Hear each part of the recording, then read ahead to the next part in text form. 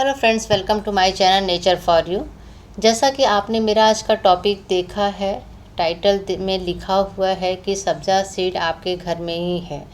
तो हाँ friends, सब्ज़ा seed आपके पास है। कोई ऐसा घर नहीं होगा जिसमें सब्ज़ा सीड नहीं होता होगा, क्योंकि सब घर में तुलसी होता है और तुलसी के पौधे का जो बीज होता है उसे ही सब्ज़ा सीड कहते हैं। पर तुलसी का मतलब ये नहीं कि सिर्फ हमारा जो इंडियन तुलसी होता है, रामा तुलसी, श्यामा तुलसी, उसी के बीज को कहते हैं। जितने भी तुलसी के प्लांट की वैरायटी है, जैसे कपूर तुलसी हो गया, वन तुलसी हो गया, मरुआ तुलसी हो गया, बैजिल हो गया, ये सब जितने भी होते हैं सारे बीज को ही हम सब्जा कहते हैं।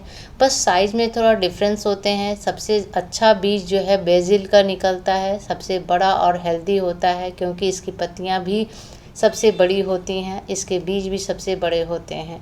बाकी के जितने भी तुलसी के प्लांट के बीज निकलते हैं वो थोड़े छोटे छोटे होते हैं, लेकिन सारे ही बीज सब्जा ही कहलाते हैं। कुछ लोग सब्जा और चिया सीड में कंफ्यूज हो जाते हैं, लेकिन ये दोनों अलग चीज़ है। चिया सीड हमारा इंडिया का नहीं है। चिया सीड जो है, चिया एक प्लांट होता है, उसका होता है। हाँ, पर इंडिया में इसे भी लगाया जा सकता है, क्योंकि अगर आप इसके बीज को मार्केट से ख़रीद के लाते हैं और आप जर्मिनेट करते हैं तो आसानी से उसका पौधा बन जाता है। फ्रूटिंग की कोई गारंटी नहीं बताऊंगी आपको, क्योंकि फ्रूटिंग का भी मैं नहीं पता मुझे। तो जे उसके आप स्प्राउट बना के खा सकते हैं चिया सीड को, या फिर उसे आप माइक्रोग्रीन बना के खा सकते हैं। सब्जा सीड के साथ भी सेम किया जा सकता है, लेकिन फिर भी दोनों में काफ़ी डिफरेंसेस है। दोनों ही सुपर फूड कहलाता है, बट फिर भी दोनों अलग है, क्योंकि सब्जा जो है काफ़ी जल्दी ये एब्जॉर्ब कर लेता है वाटर को और बहुत जल्दी फूल जाता है और बहुत जल्दी डाइजेस्ट हो जाता है। चिया सीड को सिर्फ चिया सीड के नाम से ही जाना जाता है, बट सब्जा को बहुत सारे नाम से जाना जाता है। हमारे हर जगह पर अलग अलग नाम से इसको जाना जाता है। अगर आप एक पौधा आप लगाते हैं और बड़े से गमले में लगा देते हैं तो आपको बहुत सारे इससे सब्जा सीड मिल सकते हैं।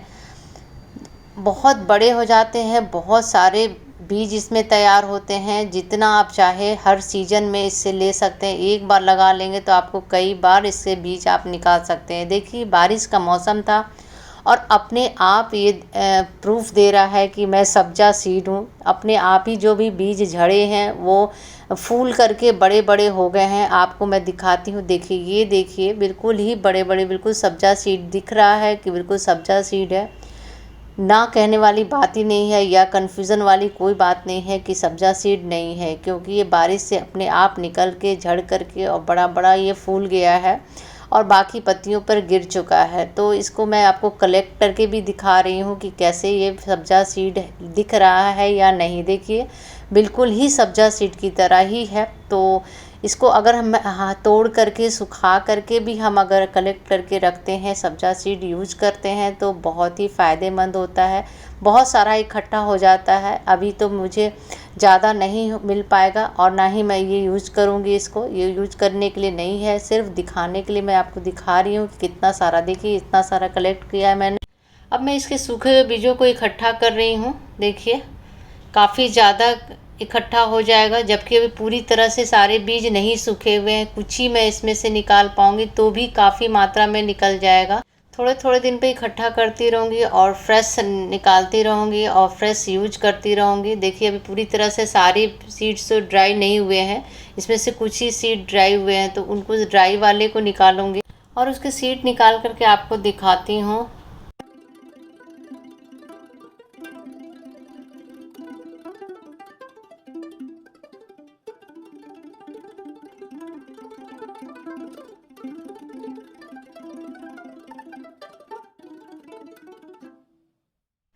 सारे बीजों को तोड़ने के बाद इसे आप थोड़ा धूप लगा दें, ताकि वो जो सॉफ्ट सीड्स होते हैं वो सारे जो है थोड़े हल्के हो जाए, ड्राई हो जाए अच्छे से, क्योंकि पौधे में लगे रहते हैं तो वो वाटरिंग करने से या बारिश वारिश होने से वो थोड़े से सॉफ्ट हो जाते हैं। तो उसको आप धूप लगा देंगे तो अच्छा सा ये हल्का सा हो जाएगा, काफ़ी ड्राई हो जाएगा। उसके बाद इसको हाथों से काफ़ी अच्छे से मसल देना है।